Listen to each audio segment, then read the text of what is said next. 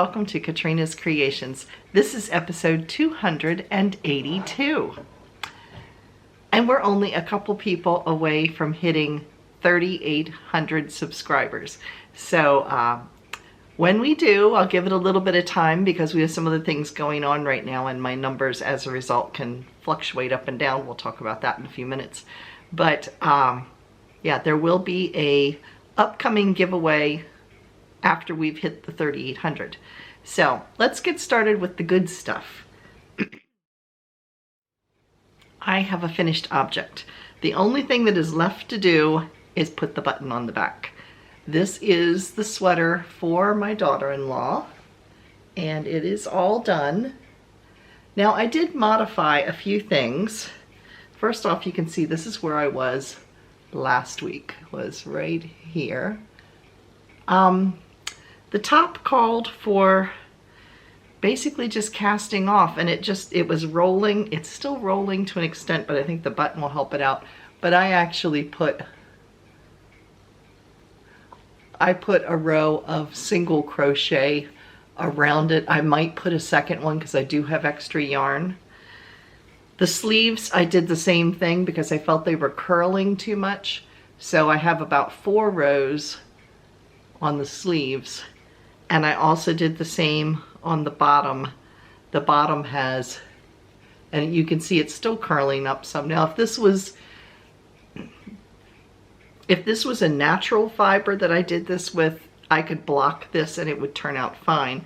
But because it's an acrylic, it doesn't block as well, but I've done 2 rows of single crochet at the bottom as well, just to try to hold it into place. So, and I did the same, like I said, at the neck. Here's what the back looks like. This is where I haven't wove the ends in. I literally just finished it before I got up to film. In fact, I'm not filming till 8:30 at night because I was trying to get this done. So here's the little buttonhole, and it's a button loop, and then you just put a button here. So I think when that goes in place, to me, the neck looks awfully big. I mean, I know it's not like a crew neck, but it just seems like it's awfully wide this way, which is what makes me think I might put another row or 2 of single crochet and try to do a few decreases to pull it in a little bit, because it just seems like it needs it. So yes, we shall see. But the sweater otherwise is done, and I have plenty of yarn left over to be able to get it finished, as far as if I need to add anything to the neck, which to me looks like it. Because although when I hold this up, when I hold it up to the right spot on my neck, then it would, maybe it's okay then. This is going to be, I don't think it's going to fit me, so it's not like I can try it on and check. So we'll see. What I can always do is have her try it on, and if we find it's too wide at the neck, maybe that's what I'll do. I'll wait. And if she thinks it's too wide at the neck, I can always add some extra stitches in. So that is my finished object. So then I had to find another crochet project, and I decided to make one of my favorite patterns, which is the virus shawl. Now if you remember this from the giveaway, this is Pound of Love and the color is taupe. It's boring brown, as I called it.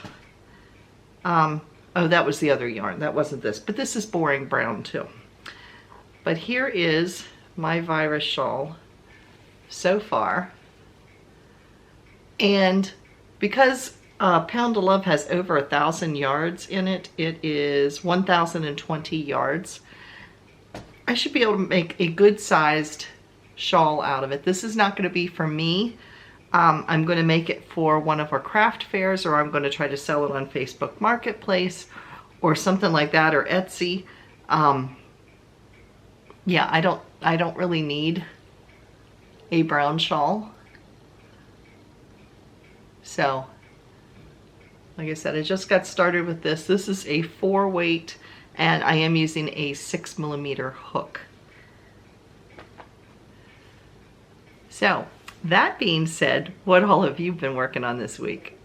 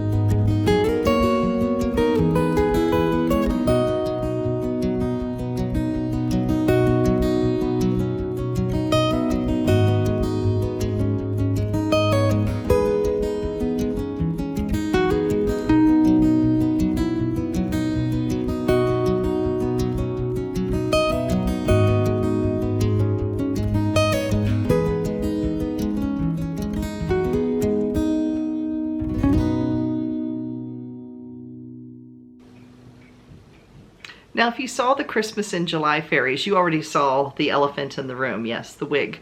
My hair has continued to fall out. The wig came in, and it's kind of like a little pixie cut. So yeah, it's like around, I haven't decided if I like it around my face or pushed back, but anyway, yeah, this is as close as I could get to my own natural color before I went gray. However, this wig does have like 25% gray in it because I'm 59 years old. I didn't want it to look, you know, too much like, I wanted it to look natural, and somebody 59 years old more than likely is gonna have some gray hair. So yeah, I did that just to kind of soften it a little bit. So I like it. It's a lightweight and I'm getting used to it. It just came in. The day you all saw the Christmas in July fairies, that was the first day it came in, and I filmed wearing that. So talking about Christmas in July fairies, it has begun. If you are not familiar with what Christmas in July fairies is, it has run for 3 years now. It's hosted by Dana of Dana's Wonderlust Crochet, and it will run until June 15th or July 15th. So what happens is you can go through and enter, and I will put a playlist, well, you can see the playlist on the actual video. So anyway, you go in and you enter on all these different channels that are participating in the Christmas in July fairies. So on July 15th, all of us will draw a name from somebody who entered through our video. And then that person, at least for me, that person will get a prize from me.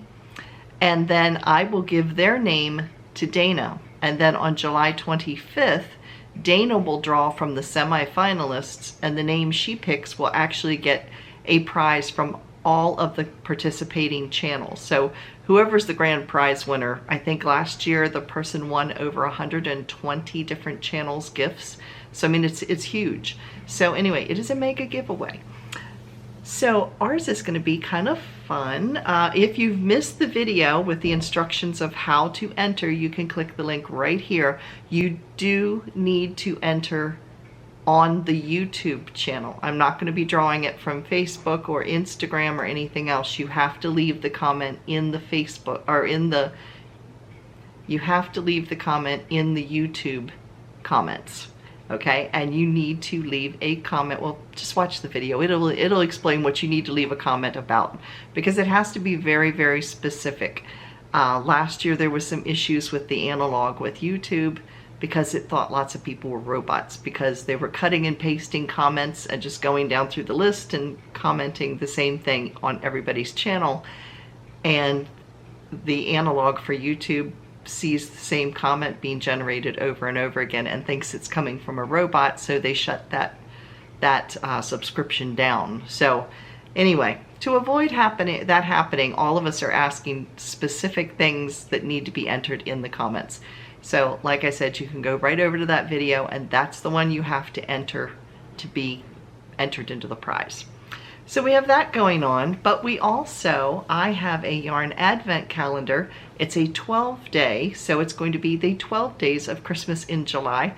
That will be starting on July 3rd. Every day I will be opening one of the packages. I don't know what the yarn looks like. They're all wrapped up in individual little packages, so each day I will be opening one of those packages from July 3rd until July 14th.